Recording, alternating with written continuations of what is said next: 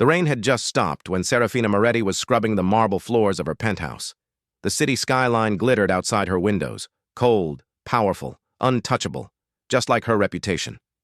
Widow of the late Mafia financier Vincenzo Moretti, Serafina ruled her empire with discipline and suspicion.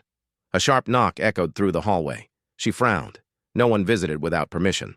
When she opened the door, a thin boy stood there, maybe 16, torn hoodie, wet sneakers, hollow eyes.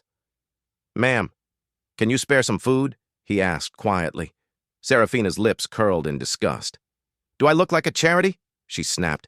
She disappeared inside and returned with a black trash bag, hurling it at his feet. "Beggars are thieves! You people always come scouting houses before you rob them? Get off my property!" The boy lowered his head. For a moment, his jaw tightened, but he said nothing. He simply walked away into the gray afternoon.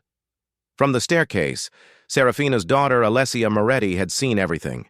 The next day, Alessia was downtown when she spotted the same boy digging through a public trash bin. Her chest tightened. People passed him like he didn't exist. She approached carefully. "Hey, wait." He froze, ready to run. She handed him a small paper bag. "It's just food." He hesitated, studying her face. Then he accepted it softly. "Thank you." But instead of eating, he walked toward a younger homeless girl sitting against a brick wall and handed the food to her. Alessia stood stunned. The following evening, another knock echoed through the penthouse. Serafina opened the door, and her breath caught. A black armored SUV waited at the curb. Men in tailored suits stood beside it, and in front of her, dressed in an expensive charcoal suit, stood the same boy, except he wasn't a boy. "My name is Luca De Luca," he said calmly. "Son of Don Alessandro De Luca." Serafina went pale. The De Luca family controlled half the underground ports in the city. "It was a test," Luca continued. "My father believes character matters more than loyalty."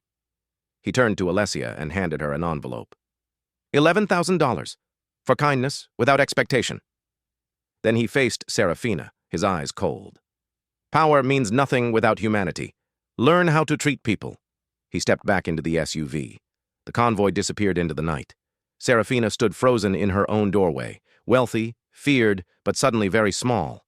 And Alessia? She understood something her mother never did. In the Mafia world, respect isn't demanded. It's earned. If you believe kindness still matters, even in the darkest empires, comment yes and subscribe to Mafia Files for more stories like this.